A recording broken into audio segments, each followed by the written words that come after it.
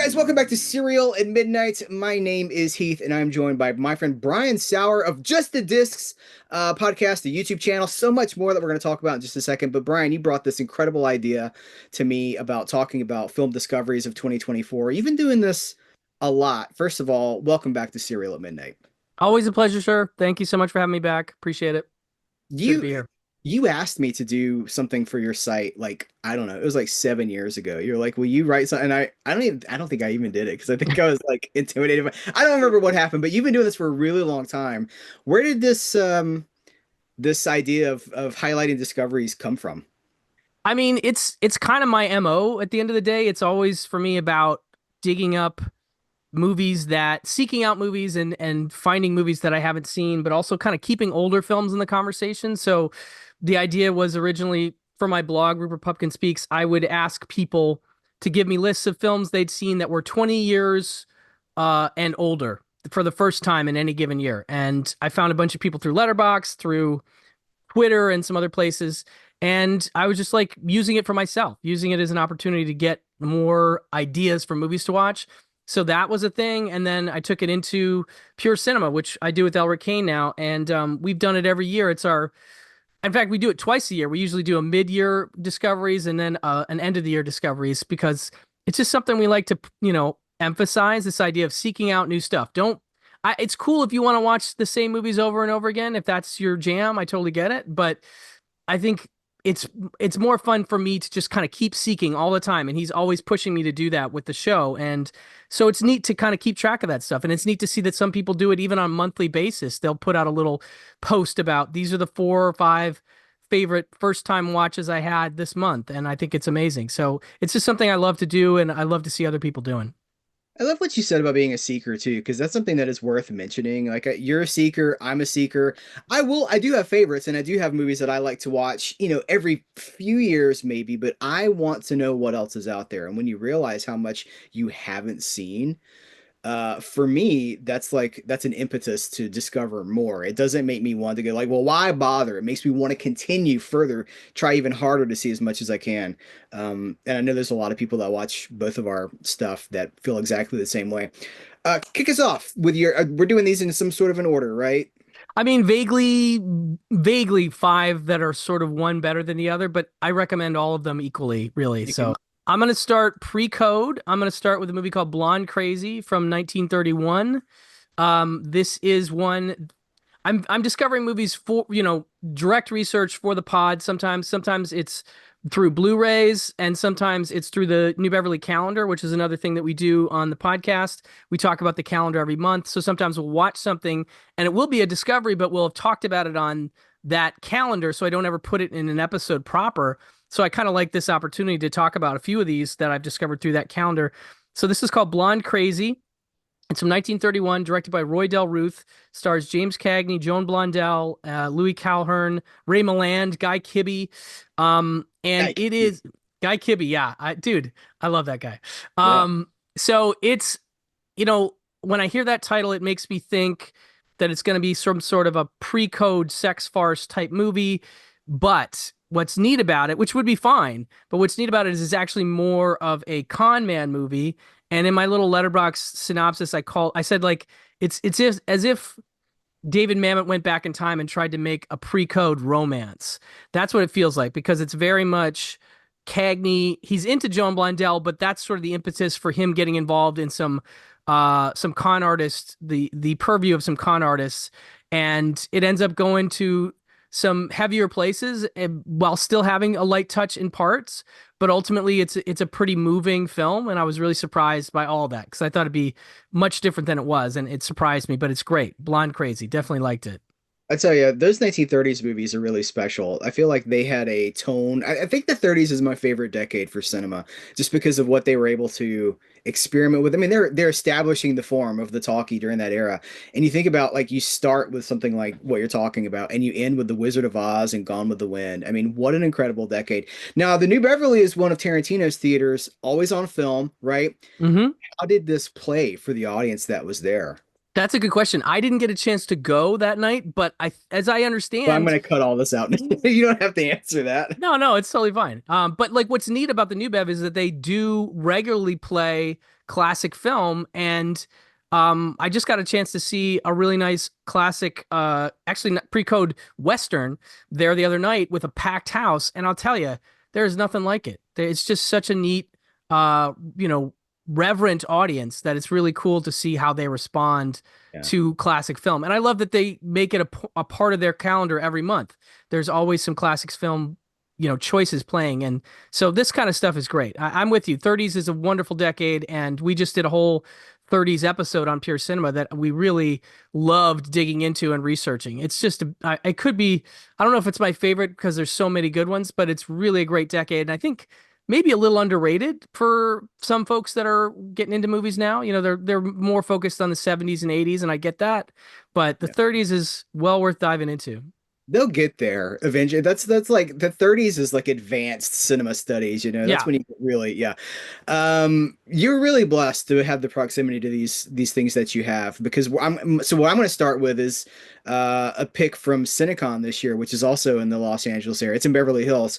Nice. The whole goal of Cinecon is to show things that are under the radar and are not in circulation, usually on television or physical media or the streaming platforms or anything like that. So it's rare, and in some cases the person that is like the spokesperson from that company, from Universal or Warner Brothers or Disney, was there. Every studio was represented. They will bring in the canister of film, hand it to the projection booth, watch the screening, take the film back, hop in their car and drive away. Like it's Wow.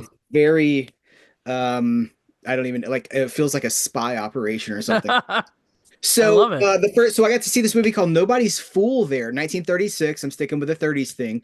It's Edward Everett Horton. It's a Universal picture. It's Edward Everett Horton, Glenda Farrell, and Cesar Romero. So the idea is that if people are watching this and you don't know who Edward Everett Horton is, he's this sort of like bumbling comedic actor who he did the narration for Fractured Fairy Tales on Rocky and Bullwinkle. So if you can even go to YouTube if you don't know what that is, and you can see what that is.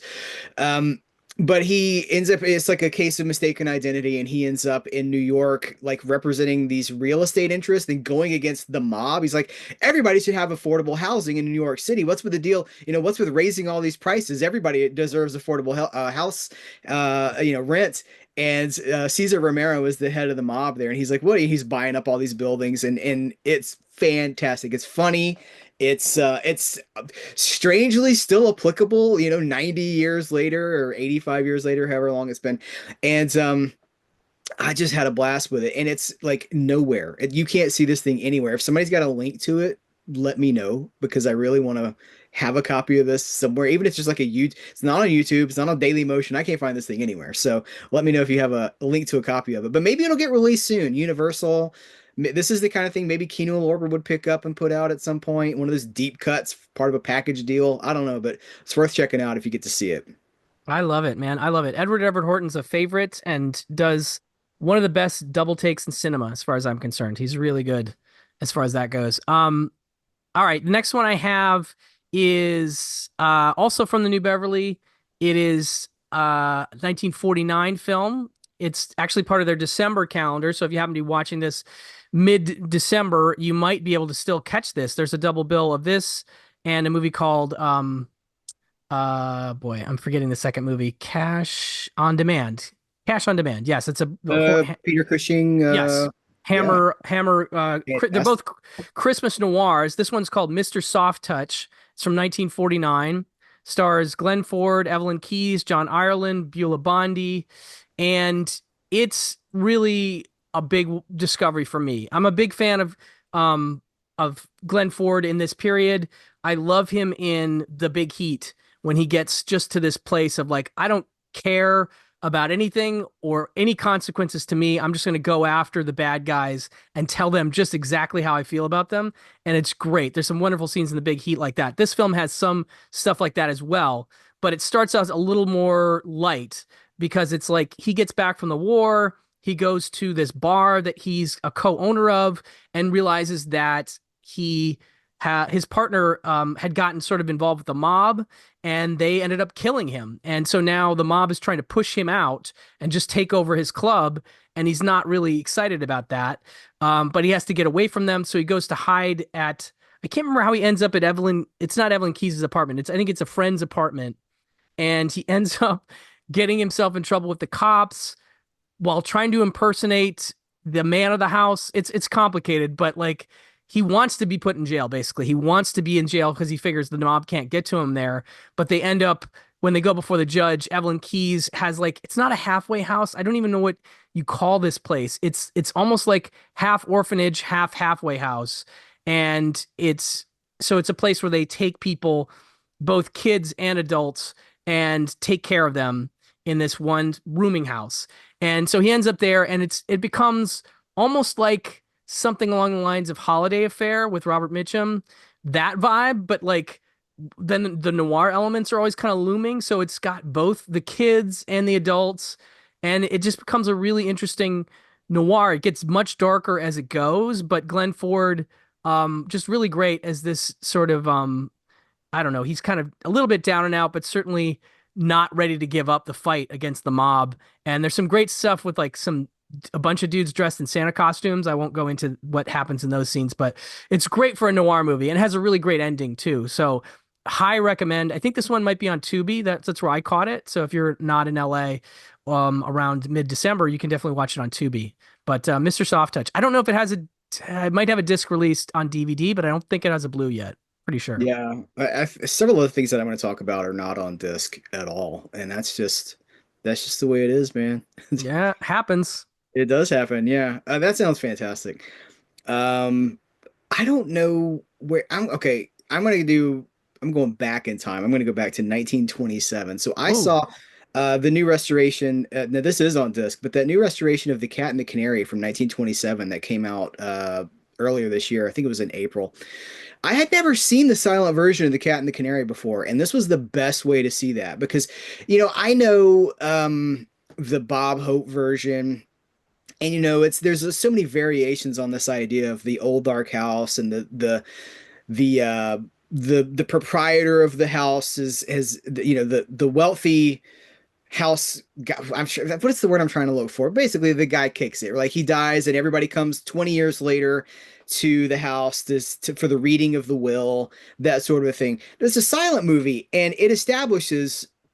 As she mentioned, it is based on a play, so it didn't create the thing necessarily, but it does kind of create it for the screen. It establishes so much of what we now think of as the Old Dark House movie, including James Whale's The Old Dark House. And I'm really loving silent film in a way that I used to not. It always felt kind of challenging to me, and some of it still does, to be honest. Some of those movies are still a little hard to connect to, but I really did connect with The Cat and the Canary. It's from the director Paul Leany, who right after that did The Man Who Laughs, which is about as good as it gets. Um, and it's super accessible now. It's been beautifully restored, and now like it's everywhere you want to go find it. It's in a lot of different places. So, have you seen that by any chance? I have not seen the silent version. No, I've always been curious about it, but never got a chance. And now that Blu-ray is out, I have no excuse. I got to check it out. Well, lack of Yeah, time would except be. for that. Except for Yeah, that. you're doing all these things at the New Beverly. Yeah, it's so Yeah. much what we think about establishing, like in that genre, like the hand coming in, like hovering over somebody who's asleep, like all of that comes from this. And again, it was on the stage before it was in these movies, but or before, yeah, but it really does, like you're seeing what would later become Universal horror because it's a Universal film now. Universal distributed it, but it's that swirling, like you see all these German expressionist influences and you see the looming shadows and like you're watching the thing being created before your eyes. And I just thought it was really special. So you got to see that with an audience. No, no, Oh, okay. I saw that on disc. Oh, I saw gotcha. that Okay. all by myself. Okay. Well, I would say I got a chance to see Greed, the von Stroheim Greed at the Cinematheque out here. Just a plug for seeing silent movies in theaters if you can. And I mean you would say this about anything, but boy, it affected me. I have a similar thing to you where like silent films are sometimes a little harder to get into for me, a little harder to connect to, but with a crowd, it was something else. And even in 2024, there were some big reactions from the group that really moved me as a fan of movies to just be like, wow, this movie's 100 years old and it still plays. And same thing with something like that. Just so neat to hear that it still works. This magic still translates. The communal aspect of movies is more important than it's ever been. And I know that, I've pushed pretty hard against this in 2024 because I've talked about, I go to see these movies alone. I go to see these huge movies opening weekend and I'm alone in the theater. And I'm like, where are my people? And so many people have answered that and been like, why would I go to the theater? You go to the theater because that communal experience is irreplaceable. You may have a good time in your house, but you're not having the same experience that you're having seeing that movie with like 100 other people in a theater, laughing and being moved at the same time. I think we're getting away from that, and it's important. And so, like to your point, like I got to see it at Cinecon, you got to see it, you see it all the time. Seeing Yeah. something with other people is so important because we're sharing something. Absolutely. I don't get out to do it as much as I'd like to, but every single time I do it, I'm like, I gotta keep doing this. It just drives you. Yeah. I know it's not easy. I live in LA. There's a lot of rep theater out here, and that's not the case all across the country. I get that.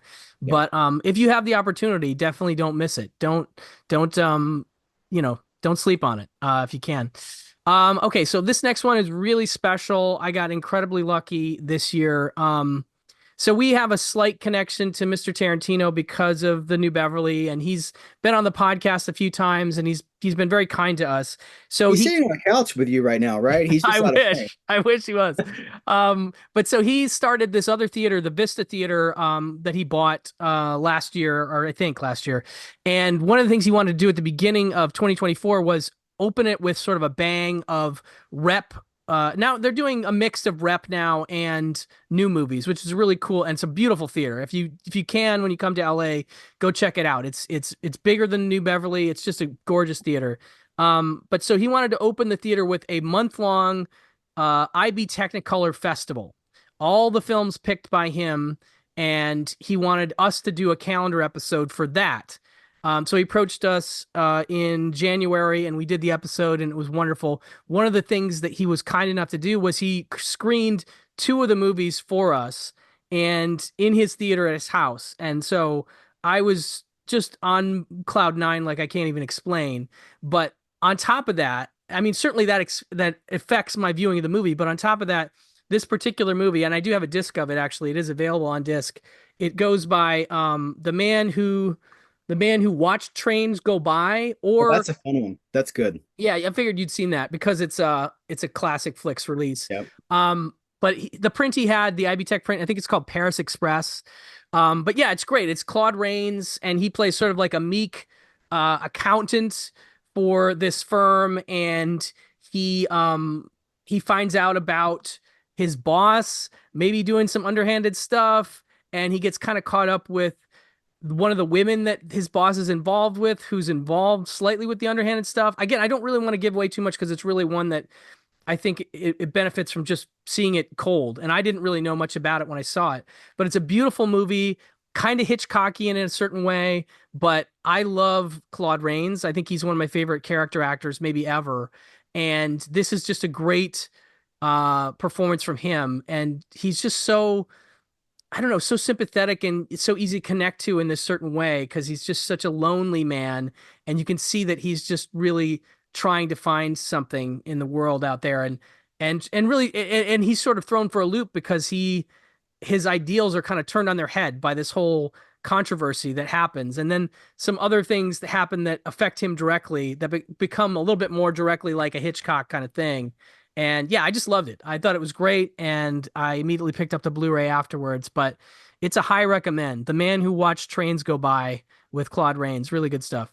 It's a good Blu-ray, but it's not the same as seeing it at Tarantino's house. No, definitely, I can't say that is quite the same. But yeah, it was a highlight of my year for sure. Elric and I were both there, and we were just blown away. So good That's stuff. amazing. I guess I'm gonna go back to Cinecon. This will be my last Cinecon pick because I feel like I could have done all of them from Cinecon, but I want to Nice. play fair with the things that people can actually get their hands on. This is a Republic movie that just got restored, and again, no sign of life anywhere on home media or anything like that. But it's called The Lady Wants Mink. Hmm. Republic 1953. It's Dennis O'Keefe, it's Ruth Hussey, Eve Arden, and William Demarest. And it is this suburban husband buys a mink coat, a budget mink coat for his wife. There was a mink coat craze in the 50s. In fact, I remember it was before the 50s too, because there's a Dennis the Menace episode where Mr. Wilson talks about his mink coat when he was in college. But he buys a budget mink coat for his wife, and then takes it home to her for her birthday. He's like, here, and she's like, mink, I love it. And then the neighbor is Eve Arden. She comes over. She's got like the full expensive mink coat, and now the wife is like, but I want to, But she's like, no, but I love it. I love it. It's great. But it sets into it's a comedy, obviously, but it sets this chain of events into motion where the wife is buying mink now. She's going to raise mink so that she can create her own coat, a little dark.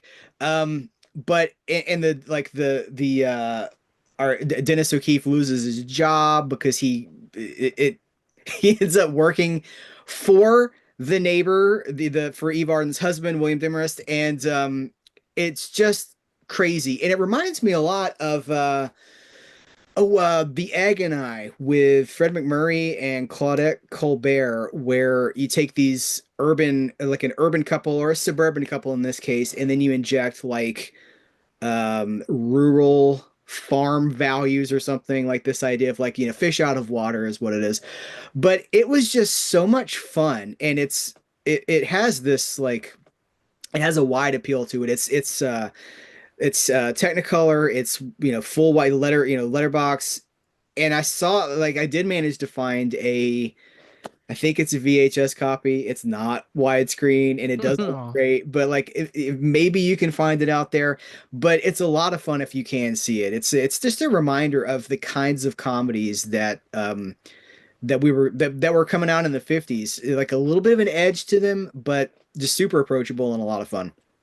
that sounds great. I just love the idea of Eve Arden and Bill Demarest as a couple. I don't know why that amuses me so much. Yeah. That's super cool. Okay, well, I know I said something about 20 years and older, but another thing that I sometimes like to do in every given year is to jump back at increments of 10 years. So 10 years ago, 20 years ago, 30, whatever. And look at the movies that maybe I missed. And so this is a movie that I'm sure people have seen, but for whatever reason I missed, and that's The Skeleton Twins from 2014, with Bill Hader and Kristen Wiig and Luke Wilson and Ty Burrell. And I had heard it was great, and I'd heard that their performances were great, especially Bill Hader. But for whatever reason, I think I'd heard it was a little depressing. And, you know, yes, it is, but it is very funny while being emotional. And what was really interesting was my way into this after all these years was I saw a clip on, I think, Instagram, and it's basically Bill Hader mouthing the words to the song by Starship, "Nothing's Gonna Stop Us Now," which is the theme song. I always remember the theme song to Mannequin. And so he's singing to her in this room, mouthing the words. She's sitting on the couch, very upset, and he seems to be wanting her to, because the song is a duet. So he seems to be wanting her to join in, but she's obviously mad at him about something, and she won't join in. And eventually, she finally joins in, and they're dancing around the room, mouth lip syncing to this song. And I'm like, okay, any movie that has that scene in it cannot be fully depressing. That's great. Even though I've seen that scene, I still it pushed me into wanting to know, like, why was she mad? What was the resolution about? So I'm obviously not going to talk about that, but it was my way in. I was like, okay, I'm going to go push play on this. And yeah, it's a really, really interesting movie about people, troubled people, and kind of the things you do when you're in a bad place that maybe aren't so smart, but sort of trying to work out, just navigate your life when you're in that bad place and get out of those bad places and try and help each other. And maybe you make some mistakes. But it's really a powerful, sweet, and funny movie. And I'm so glad I finally checked it out. I think it was on HBO Max at the time, but it's on disc, it's on streaming, it's easily seeable. It's just one that I missed for whatever reason in 2014. And this would have been before Barry too. So if Yep. people know him from Barry and like the tone of that, maybe this would be a good, uh, you know, a little bit further, a little bit before that, that might have planted some of the seeds that made Barry possible. I don't know. Absolutely. No, it's a dramatic performance. He's funny, but he's not playing comedy really. So it's definitely the seeds of the acting place that he goes to for Barry, I would think, you know? And he's really good at that too. He can, as we both know, a lot of comedians have that dark side, but he's really good at playing both of those. I'm going to take your lead. I have a movie on my list from 2009, and when you said 20 years or older, I was like, crap, there goes that one. I'm Oh going to do it no. now. No. Recently I made a video. I went to this place called McKay's in Nashville, Tennessee. It was this massive used media store. I mean, massive. And I was there for hours, and I made a video about it on my channel. And then I did a haul video separately for my members. And in my haul video, it's just like tons and tons of vintage paperbacks, like sci-fi paperbacks and all kinds of stuff.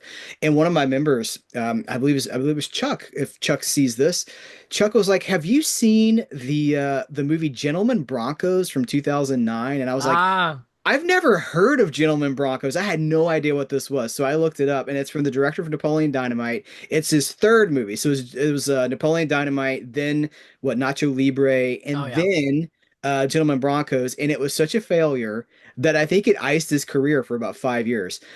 It was a $10 million movie that made $118,000 back. Oof. They pulled the Oof. theatrical run. They're like, listen, which is probably why I never heard of it because I think I guess it went straight to home video or whatever. The premise of this movie is there's this. I gather he's a teenager or he's still living at home and he's like an aspiring science fiction writer and he's going to go to this writing camp and Jennifer Coolidge plays his mom, but she's not doing that like ew, she's not doing that thing that she does. She's more giving more of an actual performance. Um, so he goes to this camp and Jermaine Clement from Flight of the Conchords and everything else. What We Do in the Shadows is this successful science fiction author who's really pretentious and full of himself, and they dramatize. Okay, so our lead character. I cannot remember the actor's name, and I'm not going to Google it right now. But he played the young William in Almost Famous, the kid version of that character. Um, and he's in I believe he's in Horizon and American Saga as well. Anyway, they will dramatize like his version of the writing, and it's Sam Rockwell as the science fiction character, and it's just ridiculous. And then Jermaine Clement steals the idea. He steals like he reads the notes for the book and steals the idea and publishes it himself. So then we get his version of it with Sam Rockwell also, but it's totally different. Now listen, it's not like it's laugh out loud funny because like I don't think I laughed at all. There may have been one or two parts where I chuckled or whatever, but it's just the thing that Napoleon Dynamite is, and even Nacho Libre to an extent. It's like someone was like, okay, those were hits, so just go nuts. Like no reservations, just pure you. Here's $10 million. Go do it. That's what it feels like. And so it's like this untethered like whatever that thing is, that irony, that whatever. And I don't know. I don't even know if I like it, but it's definitely worth watching and it's definitely a discovery for me that it's going to stick with me for a long time. The opening credits are just like these mock-ups of science fiction book covers as if they would have existed in the 60s or even the 70s or whatever, and it's not real, but it feels so real. These old paperback trashy covers. It's really something. Yeah, no, I'm with you. I'm like I don't know if I love it either, but it is fascinating and absurd and entertaining and different. And I always love that kind of thing, at least to Yeah. check out. And so I'm with you. I totally would recommend that as well. Right on. Okay, my last one, unfortunately, is also tricky to see. It was released on DVD, but that DVD is now out of print. But I gotta include it because really I think at the end of the day, it's still probably my favorite discovery of the year. And I can't believe it took me this long to get to it because it's one of my favorite directors, and that's John Sayles. And basically, as far as I can tell, this is from 2013. It's the last movie he's made. It's called Go for Sisters, and he hasn't made a movie since then, which is crazy. We're 11 years past that, and I hope he makes another movie. If he ends on this, I mean, I would hate to see that because I want to see more movies from him, but it's also a really great movie. So I had to get this DVD like from eBay. It's like a used library copy. Like that's what I had to get. It's still got like the stickers on it from the Nice. library. but it's a beautiful, awesome story. It's like Lisa Gay Hamilton, and it's also interesting too because it's Sales is a guy who's always been about.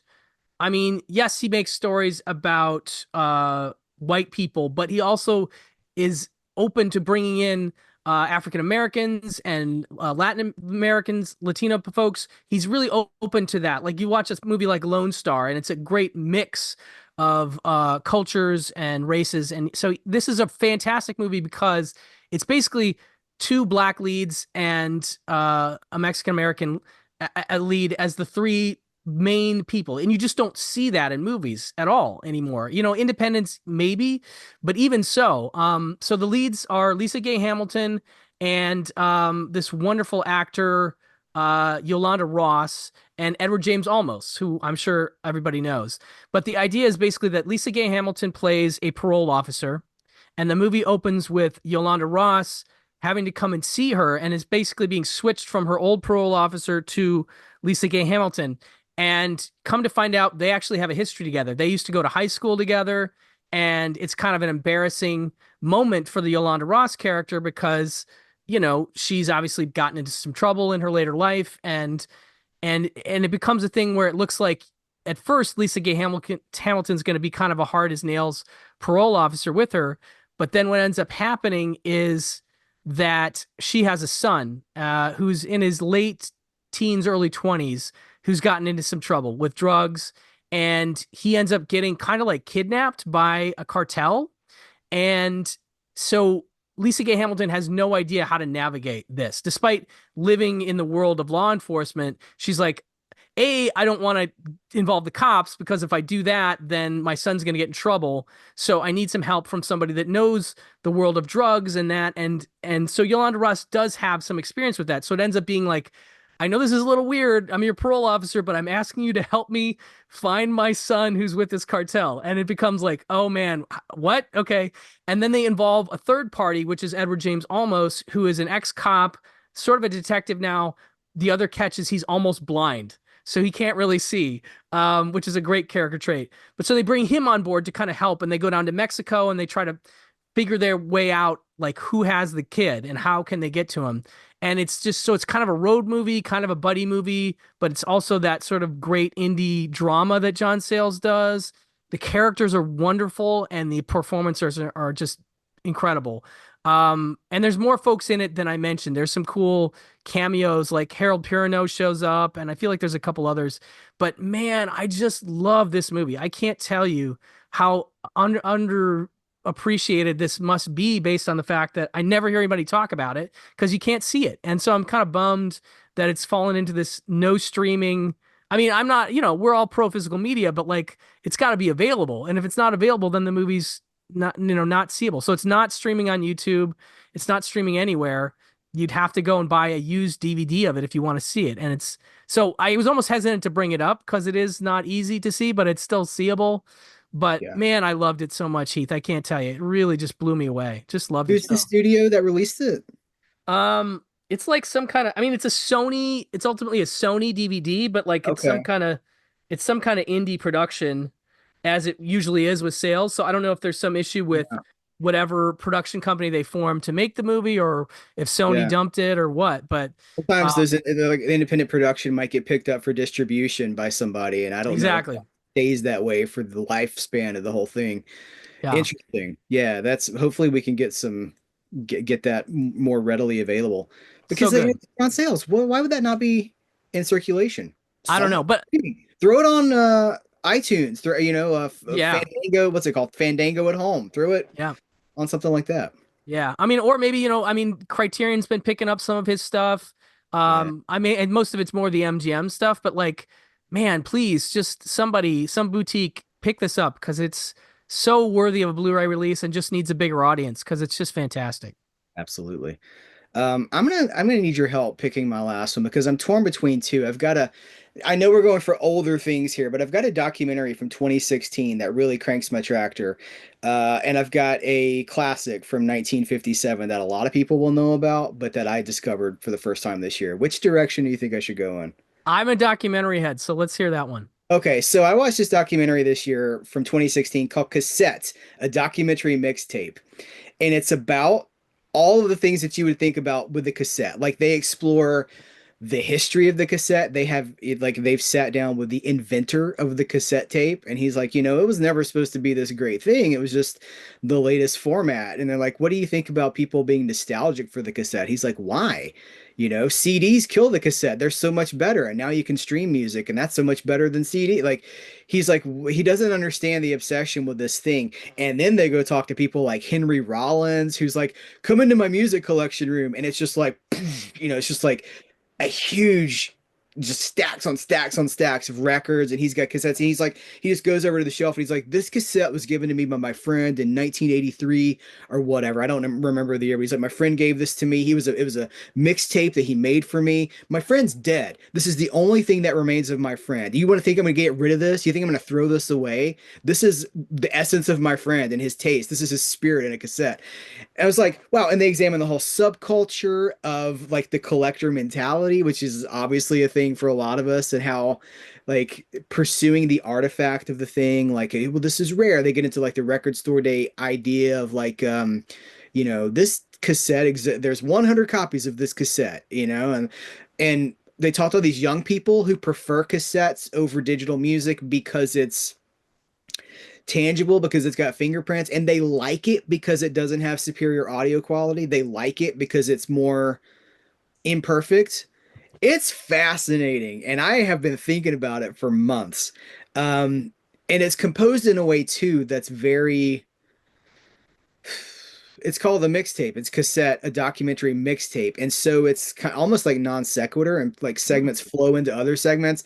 And then they'll like show a cassette tape in the sand on the beach, and then like the water will come in and like wash it away. It's very surreal, but it's amazing.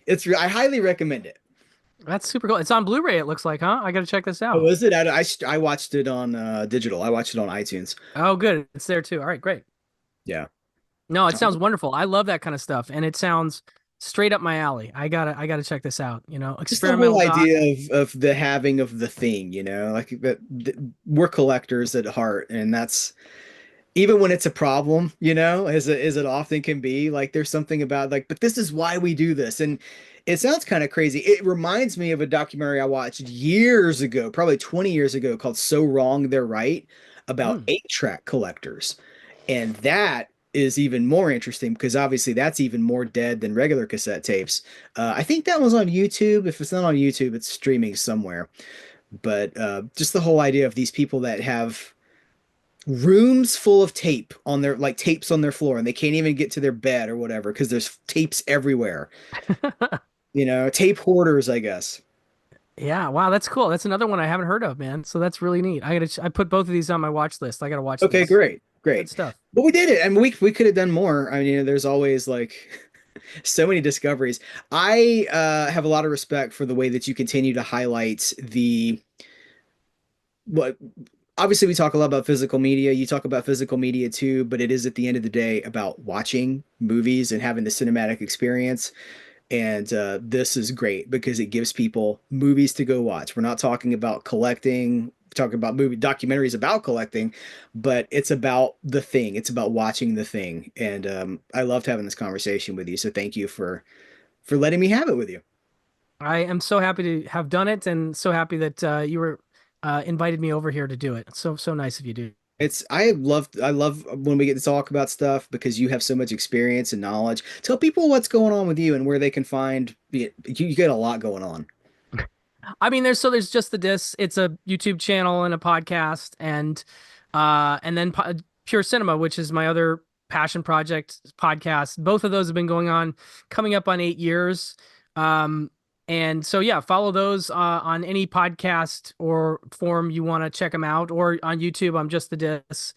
I'm also on Blue Sky under Bob Freelander, and then we have accounts for Pure Cinema Pod and just the disc there as well. Those are my main outlets right now. But yeah, it's just a lot of physical media watching and a lot of movie watching, and always trying to discover new stuff. That's the mission statement of my life, really. Isn't it Blue Sky wonderful? Isn't it? There's such a different Oh, tone there. adore it. I absolutely love it. I was relatively on my way out of social media in general, and then going over there is kind of for better or worse, it sort of reinvigorated my love of what it can be, you know. So I'm really a big fan. Yeah. I'm on my way out with it too. Today I had this realization. I was like, this is not sustainable for me. This is still too much. There's just so much. I don't know. There's so much. People are so combative about. There's a lot less of it at Blue Sky, but I'm like, man, I could be watching movies right now, and that's what It's it's all true. about. It's true. Thank you again. I will put links to everything you just named in the description of this episode. Anything else you want to hit before we sign off? Just happy holidays to everybody. Have time with your families, and if you can enjoy a movie with them, that'd be wonderful. But more just reflect on the year, and hopefully best wishes for next year.